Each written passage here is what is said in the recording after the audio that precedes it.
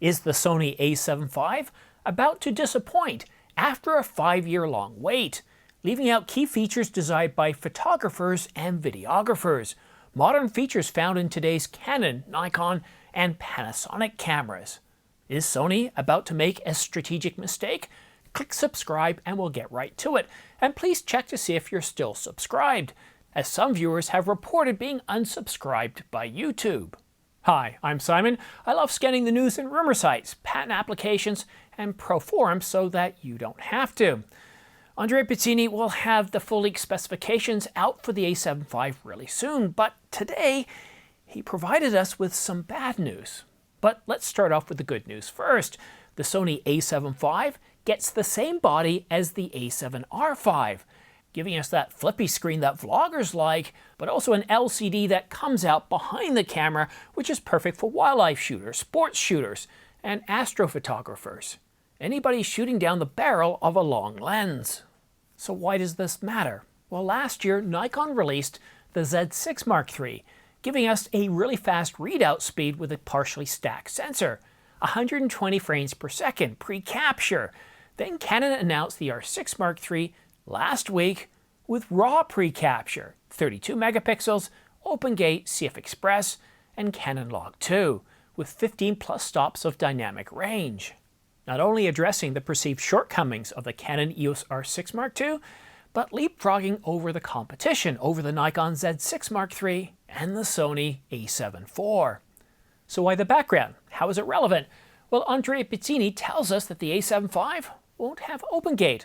It won't have pre-capture, and it will still shoot video at 4K 60 with a crop. Now for video shooters, not having OpenGate isn't as bad as it sounds. Few video shooters today are calling for it, need it, or even are, well, using it. But the market is growing as more video shooters want to output the full sensor and apply whatever crop they want in post, whether it be 60:9, 60:10, or vertical. They can know, because you got more information, you have more flexibility. But what's more concerning is 4K 60 with a crop. The Canon EOS R6 Mark III can shoot 4K 60 without a crop, and it can do 4K at 120 with a slight crop. Now, if you want to shoot 180 frames per second, well, that can be done in 2K. So what's more concerning, and this affects, well, it should affect photographers and videographers because in most cameras it's available in both. What's more concerning is not having pre-capture. Now, it's called different things in different manufacturers, pre-burst or whatever, but it's the ability that when you're holding down that shutter button, the camera's already taking video in stills, it's just looping it in memory, and once you press that shutter button, it grabs the last half a second, second or second and a half of photos or video and saves it to disk. So, sorry, doesn't save it to disk, saves it to the memory card. So what happens is if you're onto this bird and you're waiting for the exact moment and you miss it, but you immediately just press down on the shutter button, well, you haven't missed it because it goes back and you've got those shots, and it's very, very handy for wildlife shooters. Nikon has it, Canon has it, and Panasonic has it. You know what this reminds me of? It reminds me of 2018. Many of you might remember this time as it seemed like Canon and Sony were sleeping. In terms of new capabilities, they weren't innovating, they weren't leading the marketplace. It felt like they were kind of sleeping. They were focusing on other things, definitely not mirrorless cameras. Well, they were still focused on their DSLRs, and they were producing DSLRs. I think in 2016 we got several new DSLRs come out, and really when it came to mirrorless cameras, they weren't looking at it seriously. Meanwhile, Sony, well, people made fun of Sony at the beginning. And I do remember that Mavic Pro. That's something that's not really a mirrorless camera, but they were made fun of. But before long, with Sony releasing camera after camera, year after year, with each camera being that much more significant than the camera before it, and releasing new and improved capabilities that we didn't see on Nikon and Canon, 4K video, 4K 30, 4K 60, IBIS, a better autofocus system. Do you remember this? It kept happening year after year. Well, now it feels like the tables have flipped. It seems like Sony is kind of sleeping With the a7S III, pretty well every camera out since then has used, well, the same sensor, the same refresh rates, the same resolution. Now, in a camera costing half the price, they might not give it, well, 6K RAW. They might not give it 6K over sample 4K. They might remove some other capabilities. It might not get 4K 120. And of course, there's the a7R5. And then, what was it, the a7CR?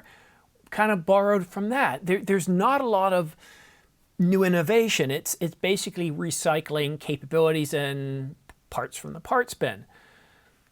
I put out a video a couple of weeks ago, again from what Andrea Pizzini had talked about, that this might not be a big update, that Sony is worried about their sales compared to what they heard about the Canon EOS R6 Mark III. And if this is true, I think this is going to be a big deal. Now, we heard from various sales reps that Sony has no intention of doing OpenGate. Okay, fine. Canon, Nikon, and Panasonic have it, but it doesn't affect a whole lot of people right now. But not having pre-capture, that is a big deal. And if you don't think it is, grab a camera off a friend that has pre-capture and try it for the first time. When you shoot with it, it's absolutely amazing. Now, I tested it on a Robin the first time. I had the lens ready, I was focused on him, and my mind was somewhere else, and it took off and go like crap. And I pressed the shutter button. It was already about a foot or two in the air, and I figured I completely missed it. And you know what? I didn't. I caught him at the perfect time as he's getting ready to take off. As he took off, got some brilliant shots, and with a shutter speed of 1/2000th of a second, no blur. It was absolutely amazing. And you take that into the field. If whatever you're shooting, to have that ability, if anything that's fast moving, pre-capture is amazing. And it's not just in photo, it's in video. Now, Nikon, when they implemented it, it's with JPEG, but you can go faster frame rates. I think 120 frames per second in 11 megapixels. But what Canon doesn't allow you to shoot nearly as fast, but you're able to shoot RAW. And this is a really big deal. It is a really big deal for photographers. And if you think it isn't a big deal for you, that's fine, but it will impact sales.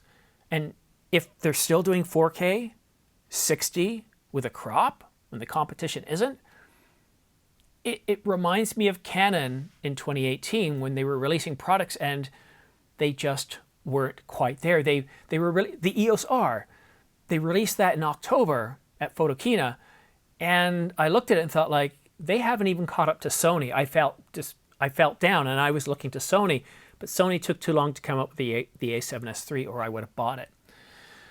So we are about 3 to 4 weeks away. I do expect more information. I do expect more capabilities to be leaked. And if you happen to have overheard anything that you can share with us, anything to confirm what we've heard or to counter it, please email me at simondyates@gmail.com. So that way I can share it with my viewers. Because at this point, I'm a little bit down. No OpenGate, I got it.